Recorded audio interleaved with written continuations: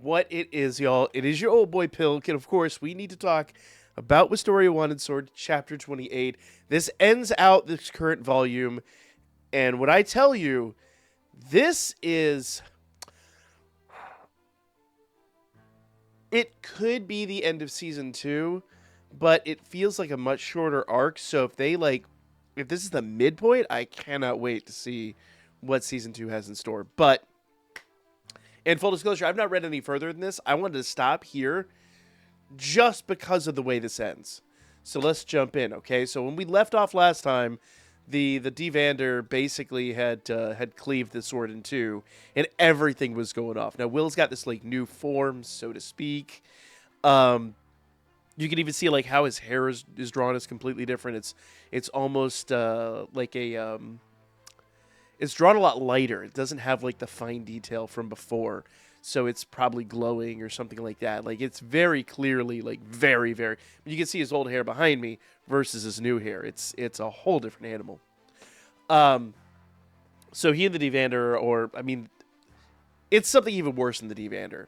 They're facing off, and they even mentioned like Will's sword wasn't strong enough to handle this. What is going on? And like without his weapon, his odds are not favorable.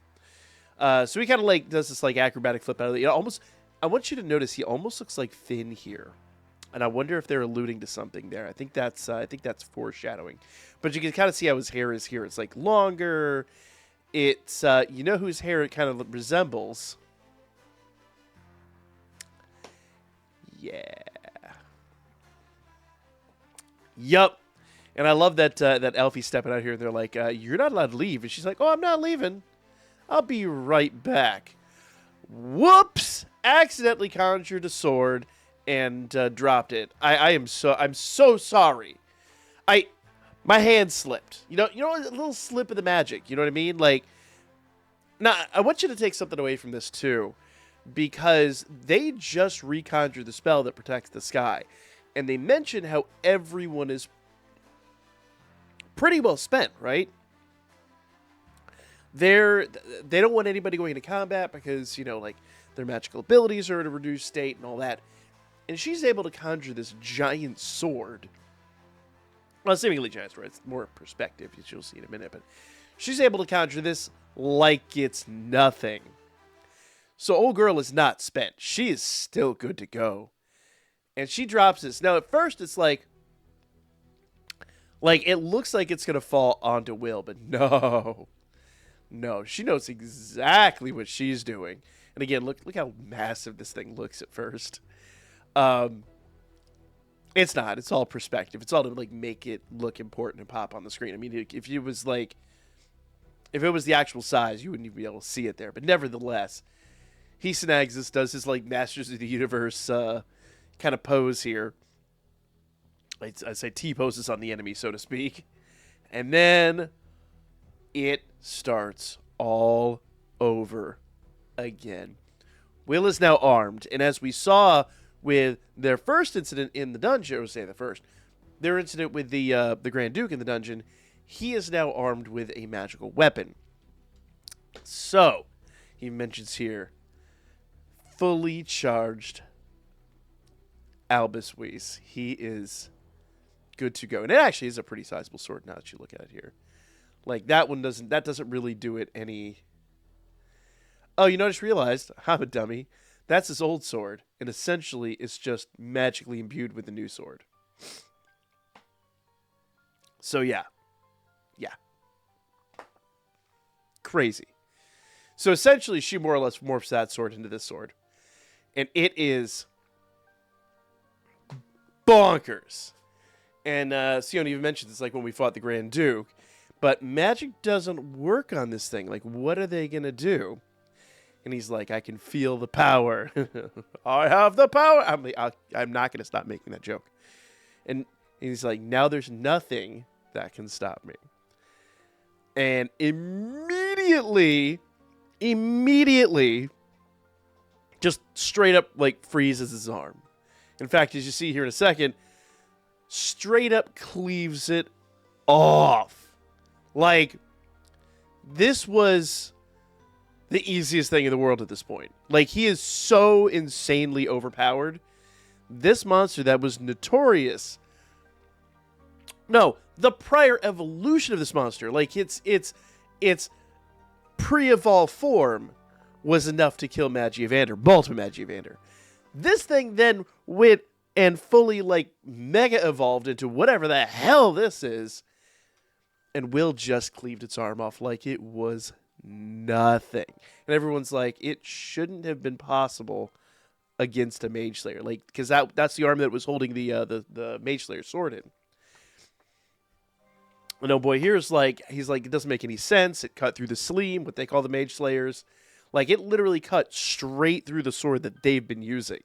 So now they know their weapons are completely ineffective against this.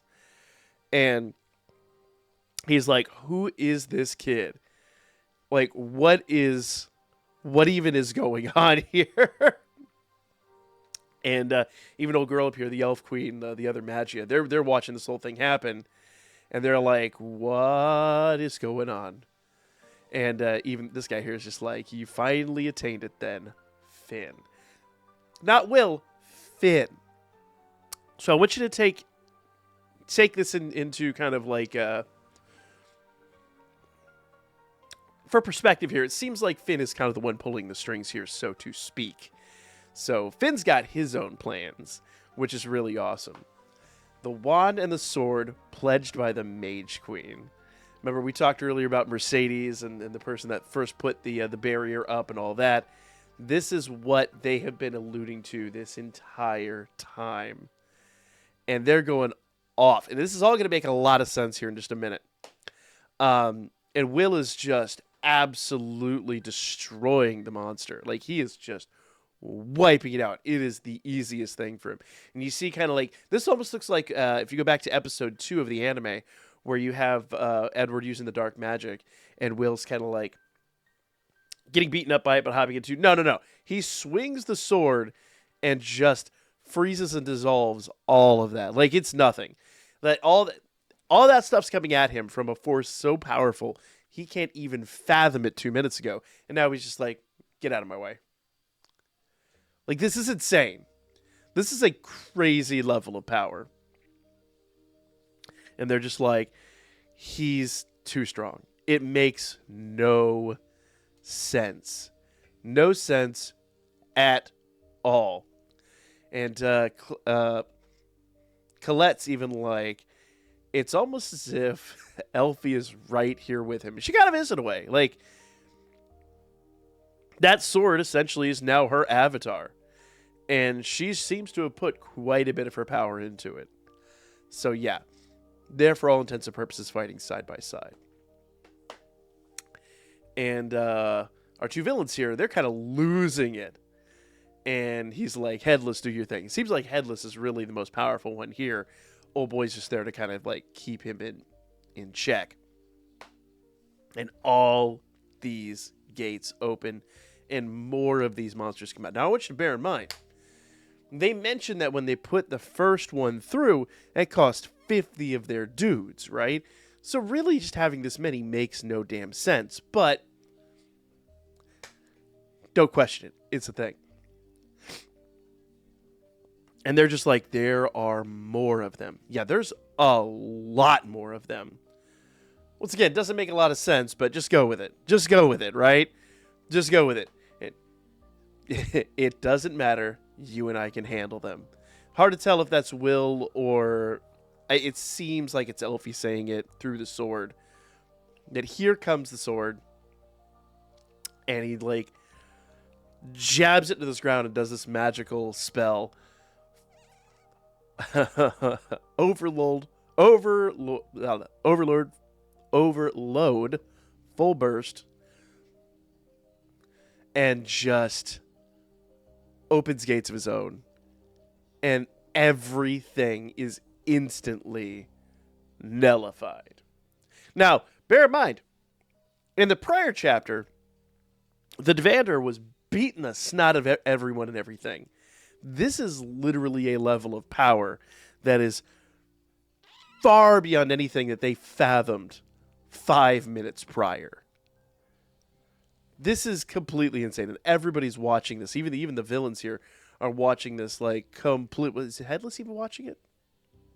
I mean, he perceives it. Anyway, tangents. Everyone is completely floored by this. This just does not make any sense, and was just like straight up, let's end this, and then just boom, unleash. I mean, there's so much going on, you can barely see what's happening here. Highly recommend. Go grab this, read it, and just absorb these 2 pages for just a moment, because this is completely insane. And there's the final shot. Freezes the whole damn thing and shatters him like it is nothing. And everyone's happy except Sion, who's like, I mean, congratulations, Cacker Will. You have put another step. He's achieved the legendary Super Will. So, yeah, he is like, there's now a pretty significant gap between their powers. Though I kind of get the feeling he's going to get his own little, like, power boost, so to speak, at some point.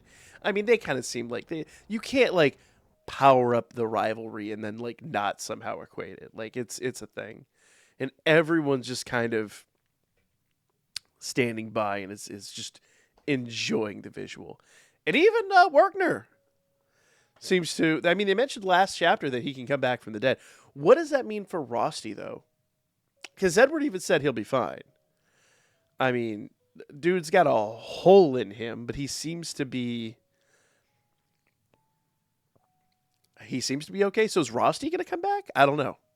Honestly, don't know. Like I said, I haven't read past this chapter. Yeah, I read this chapter 4 times, and I love it each and every time, even though I didn't notice that the sword changed. Anyway, it doesn't matter. And Finn is loving this. He's eating it up. He's like, he was our last hope, and he surpassed my wildest dreams. Take that in for a moment. Finn's been pulling the strings for a good minute now, right? And Will just surpassed his expectations. Think about what that really means. What's going on here? This is a completely unprecedented, insane, and unfathomable amount of power that he possesses. Truly insane. Truly insane. He says, sorry to keep you waiting, Mercedes. It's time to honor our bargain. It only took 500 years. He's like, that, and I love this. I love this. That does it for the long prologue. This isn't the end. This is just the beginning. The curtain is about to rise, and he throws a threat up to the false sky. Because remember, whatever's past that is literally just being held at bay by this barrier. There's something out there way worse than anything that we have seen so far. And it's not time to tell the tale of the wand and the sword, your Wistoria. End of chapter. End of volume 7. We will be moving on to volume 8. This is the last volume, I think, as far as I'm aware, that is available in the States. So go buy these if you enjoyed them. They're in my collection now. I have been absolutely loving the series. I have not read volume 8. I will be jumping into volume 8 this weekend. We will talk about that. I cannot wait to see where this story is going. Because remember, this is not the end. This is not the midpoint. This is not this is chapter 1, closed book. We're not even in chapter 2 yet. Make sure you guys like. Make sure you guys subscribe. Make sure you guys stay up to date. Because this is chapter 28, and we still have at least 20 more chapters out currently before we're even caught up. We'll be back with more coming up here real soon.